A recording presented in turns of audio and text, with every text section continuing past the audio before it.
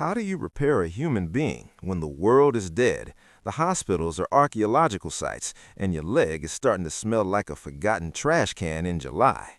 The invisible ceiling just dropped, and it's heavy.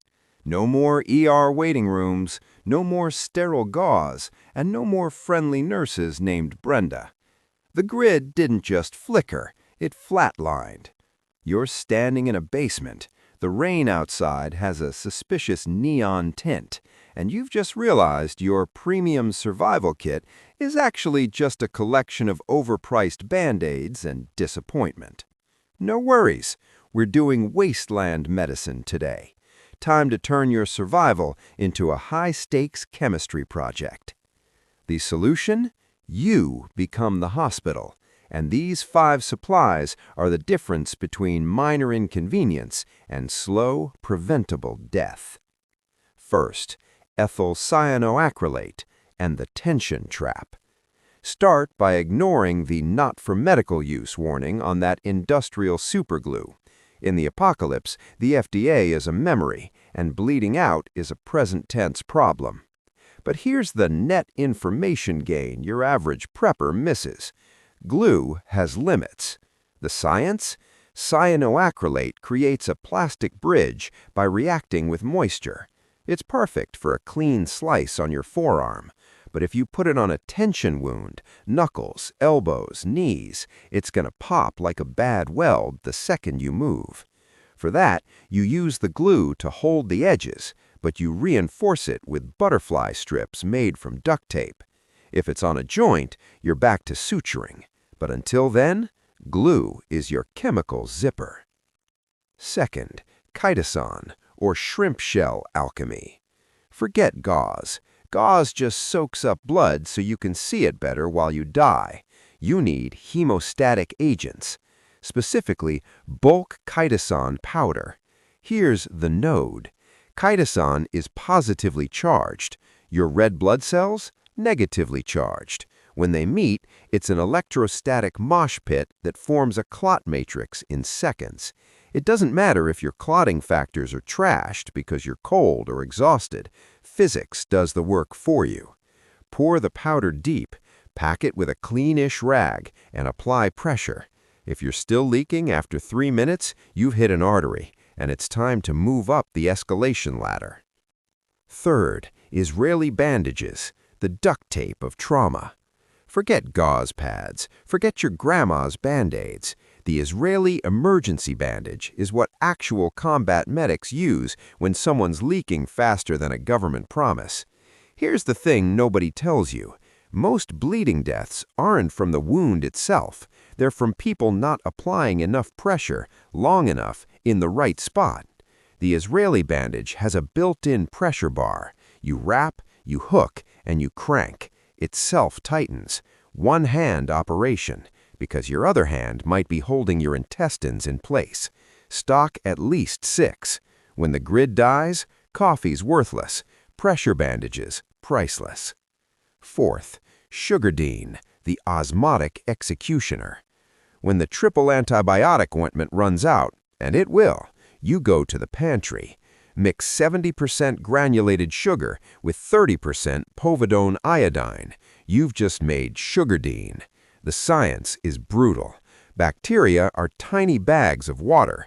Sugar creates a massive osmotic pressure gradient that literally sucks the moisture out of the bacteria until they shrivel up and die like raisins in a desert.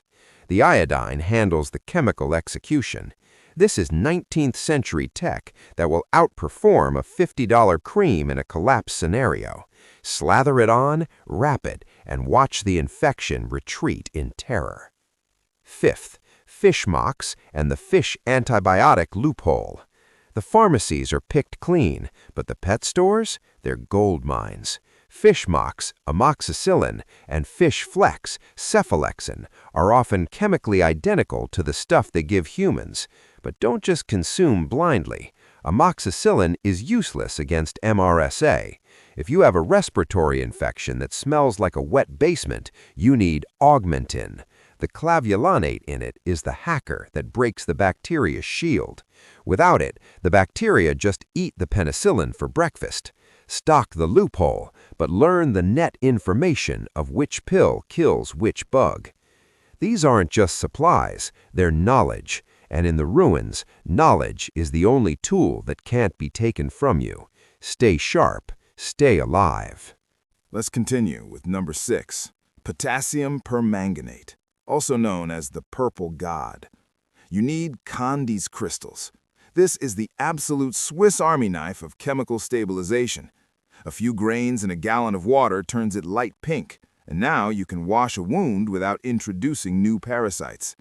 Make that same water dark purple, and you've got a potent antifungal for the trench foot you'll inevitably get from wearing the same boots for 3 straight months.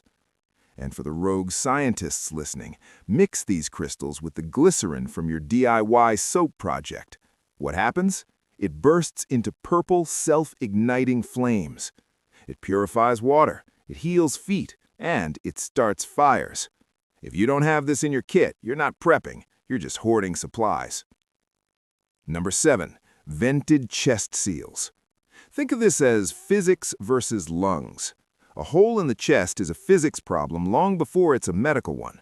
The atmosphere is pressing in at 14.7 psi, and your lung is a delicate bag that wants to collapse. That's a pneumothorax.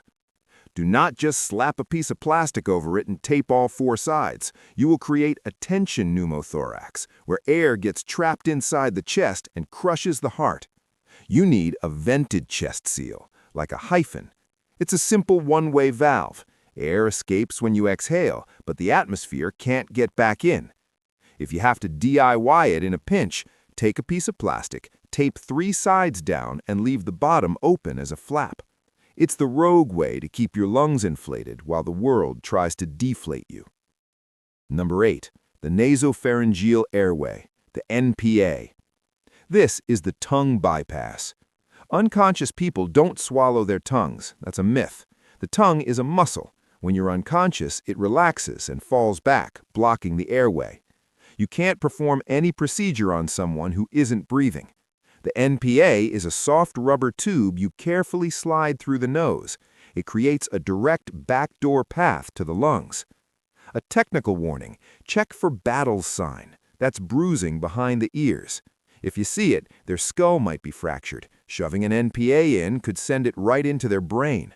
If they're leaking clear fluid from their nose, skip the NPA entirely. Put them in the recovery position and hope for the best. Finally, number 10, the Pigfoot Protocol. This is the most important supply, and it weighs nothing. Procedural knowledge. 90% of people with a tourniquet will apply it too loosely. They'll actually increase bleeding by stopping the slow venous return, but not the high-pressure arterial flow. They'll give antibiotics for a viral flu and wonder why people are still dying. Here's a pro tip: permissive hypotension.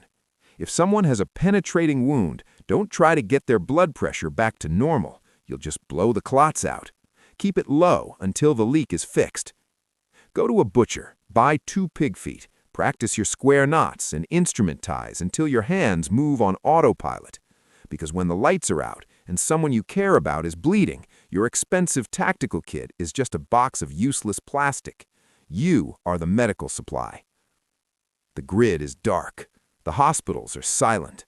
The invisible ceiling of modern society is shattered. But in your corner of the ruins, the bleeding has stopped. The airway is open. You didn't survive because you had the most expensive gear. You survived because you understood the chemistry of the collapse. The radio crackles. A voice asks if anyone is left. You look at your steady, pigfoot-trained hands, and you realize you're not just a survivor. You're the new infrastructure. No doctors? No problem. Just science, scraps, and the sheer spite to stay alive.